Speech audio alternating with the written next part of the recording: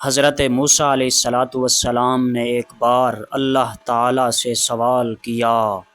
کہ اے اللہ، تیرے ناراض ہونے کی کیا نشانی ہے؟ ہمیں کیسے پتہ چلے گا کہ تو ناراض ہے؟ تو اللہ تعالیٰ نے فرمایا، جب تو دیکھے کہ بارشیں بغیر موسم کے ہو رہی ہیں، حکومت بے وقوفوں کے پاس ہے، مال بخیلوں کے پاس ہے، تو سمجھ لینا کہ میں ناراض ہوں۔ جب بارشیں بغیر موسم کے ہونے لگیں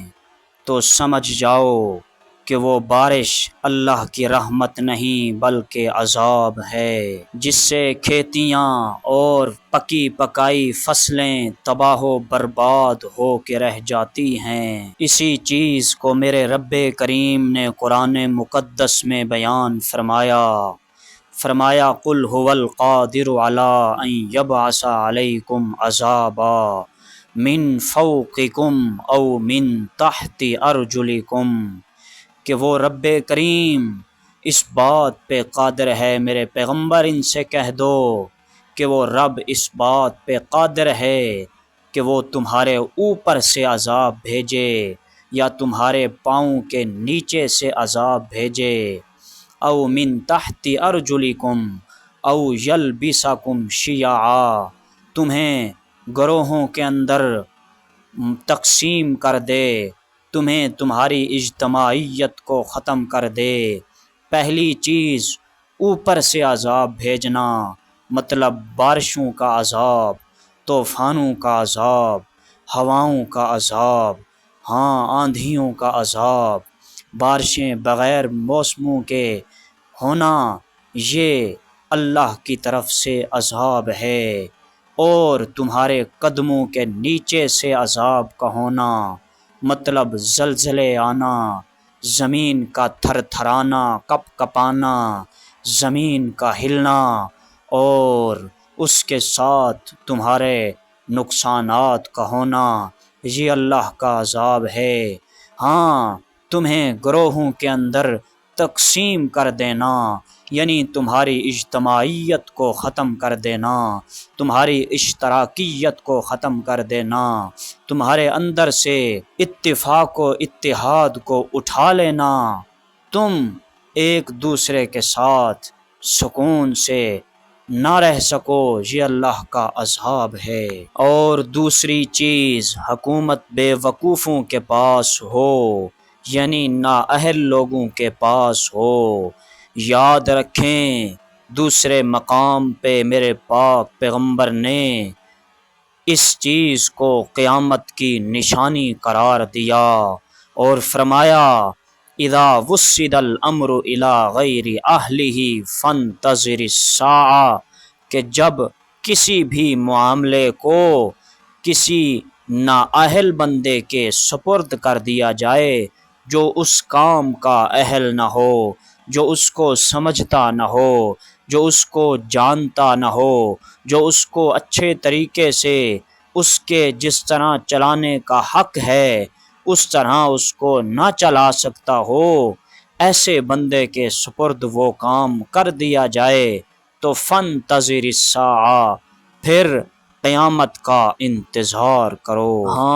علماء لکھتے ہیں کہ کسی بھی چیز کو اس کے نااہل کے سپرد کرنا، اس کی اصل جگہ سے ہٹا کر دوسری جگہ پہ اس کو رکھ دینا جو اس کی اصل جگہ نہ ہو، تو یہ ظلم ہے، اور یہ ظلم اور یہ ناانصافی جب زیادہ ہو جائے گی، جب دنیا پہ ناانصافی اور ظلم کا راج ہوگا، تو پھر قیامت اس دنیا پہ آ جائے گی اور چھا جائے گی۔ اور تیسری چیز، جب مال بخیلوں کے پاس ہو، میرے پاک نبی نے فرمایا کہ مومن کبھی بھی بخیل نہیں ہو سکتا، بخل والی صفت یہ مومن کی نہیں ہو سکتی، اور جو بندہ بخیل ہوگا، بخل کرے گا، کنجوسی کرے گا، وہ بندہ مومن نہیں ہو سکتا، یعنی کامل ایمان والا نہیں ہو سکتا، اس کے ایمان میں نقص ہے، کمال نہیں ہے، کیونکہ کنجوس انسان اپنی کنجوسی کی وجہ سے حقدار کو اس کا حق ادا نہیں کرتا۔ مالدار انسان کے اوپر بہت ساری چیزوں کے حق ہوتے ہیں، حقوق ادا کرنے پڑتے ہیں۔ جتنا زیادہ مال ہوگا اتنا زیادہ ذمہ داری بھی ہوگی۔ میرے پاک نبی نے فرمایا کہ اللہ نے جو نعمت تجھے عطا کی ہے، جو کچھ بھی تجھے عطا کیا ہے، اس کو اپنے چہرے اور وجود کے اوپر ظاہر کر، یعنی اپنی ذات پہ اس چیز کو، پیسے کو یا کسی بھی چیز کو خرچ کر، وگرنہ یہ اس مال کی اللہ کے سامنے ناشکری ہوگی۔ اور کنجوس انسان، بخیل انسان یہ چیز نہیں کرتا۔ دوسرے مقام پہ میرے پیغمبر نے فرمایا اِنَّ لِنَفْسِكَ عَلَيْكَ حَقًّا، کہ تیری جان کا تیرے اوپر حق ہے کہ تو اس پہ خرچ کر، اس کا خیال رکھ اپنی طاقت اور وسعت کے مطابق۔ اور دوسری چیز کہ کنجوس اور بخیل انسان اللہ کا حق بھی ادا نہیں کرتا، بندوں کا حق بھی ادا نہیں کرتا، ضرورت مندوں کی طرف نہیں دیکھتا، حاجت مندوں کی طرف نہیں دیکھتا۔ ہاں، جو لوگ غربا ہیں، جو اس کے مال کے مستحق ہیں، وہ اپنے مال پہ سانپ بن کے بیٹھا رہتا ہے، لیکن کسی پہ ایک روپیہ بھی خرچ کرنے کے لیے تیار نہیں ہوتا۔ ایسے مال کے بارے میں رب کریم نے فرمایا ان الذین یکنزون الذہب والفضة ولا ينفقونها فی سبیل اللہ فبشرہم بعذاب علیم، جو اپنے مال کو اللہ کے راستے میں خرچ نہیں کرتے، سونا اور چاندی جمع کر کے رکھ لیتے ہیں اور اللہ اور بندے کا حق ادا نہیں کرتے، یعنی زکوٰۃ، عشر اور واجبی فرضی صدقات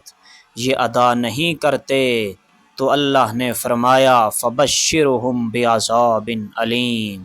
ان کو دردناک عذاب کی خوشخبری سنا دو۔